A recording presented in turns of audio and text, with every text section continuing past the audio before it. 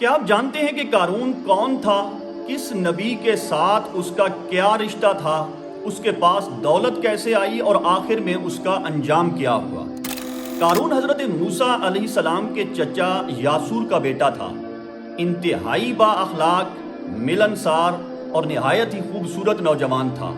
لوگ اس کی خوبصورتی سے اتنے متاثر تھے کہ اس کو منور کہتے تھے۔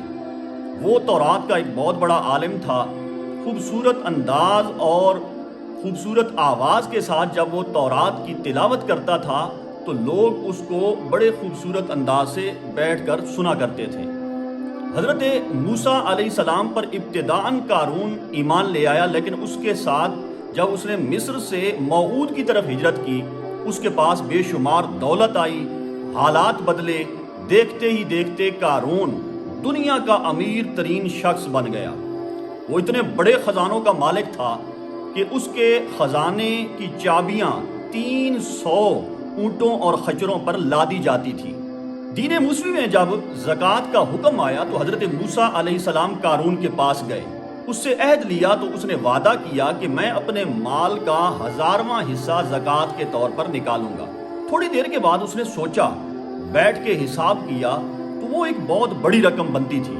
قارون کے دل میں لالچ، ہرس پیدا ہوا۔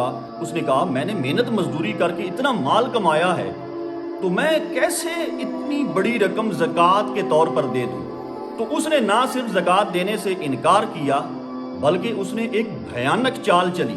اس نے بنی اسرائیل کے بڑے بڑے سرداروں کو بلایا اور کہنے لگا کہ آج تک ہم نے حضرت موسیٰ علیہ السلام نے جن جن کاموں کے کرنے کا حکم دیا ہم نے وہ کام کیے، لیکن اب اس کی نظر ہمارے مال پر ہے اور وہ ہم سے ہمارا مال لینا چاہتا ہے۔ آپ اس بارے میں کیا کہتے ہیں؟ انہوں نے کہا کہ اس کا کوئی حل نکالیں۔ تو قارون کہنے لگا کہ میرے پاس ایک حل ہے۔ انہوں نے کہا، کیا؟ اس نے کہا، وہ جو فلاں فاحشہ عورت ہے اس کو بلا کر کثیر رقم دے کر حضرت موسیٰ علیہ السلام پر فعل بد کا الزام لگایا جائے۔ سب نے ہاں میں ہاں ملائی۔ اگلے دن پوری قوم کو قارون نے اپنے محل میں جمع کیا۔ حضرت موسیٰ علیہ السلام بھی حاضر ہوئے۔ تو قارون کہنے لگا کہ اے موسیٰ، ہمارے ساتھ ایک مسئلہ ہے۔ آپ نے فرمایا، کیا مسئلہ ہے؟ قارون کہنے لگا کہ مسئلہ یہ ہے کہ اگر کوئی شادی شدہ بندہ زنا کرے تو اس کا کیا حکم ہے؟ تو حضرت موسیٰ علیہ السلام نے فرمایا کہ اگر کوئی شادی شدہ بندہ زنا کرے اس کو سنسار کیا جائے گا یہاں تک کہ وہ مر جائے۔ قارون کہنے لگا کہ یہ حکم ہمارے لیے ہے یا آپ بھی اس میں شامل ہیں؟ تو حضرت موسیٰ علیہ السلام نے فرمایا کہ اگر میں بھی یہ فعل بد کا ارتکاب کروں گا تو میرے لیے بھی یہی حکم ہوگا۔ تو قارون کہنے لگا، ہمیں پتہ چلا ہے کہ آپ نے فلاں فاحشہ عورت کے ساتھ زنا کیا ہے۔ حضرت موسیٰ علیہ السلام نے فرمایا، اس عورت کو سامنے لاؤ۔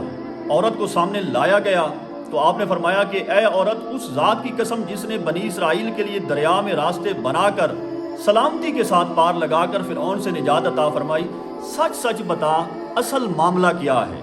اس عورت نے جب حضرت موسیٰ علیہ السلام کا جلال دیکھا کانپنا شروع ہو گئی اور اس نے کہا، بھرے مجمع میں صاف صاف کہہ دیا کہ اللہ کے نبی آپ سچے ہیں، قارون اور اس کے حواری جھوٹے ہیں۔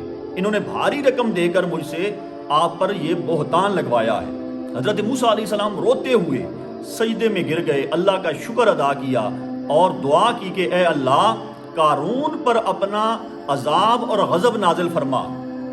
تو اسی وقت محل میں جو اس کے حواری تھے ان کو چھوڑ کر باقی سارے لوگ محل سے باہر چلے گئے تو اللہ تبارک و تعالیٰ کا عذاب نازل ہوا۔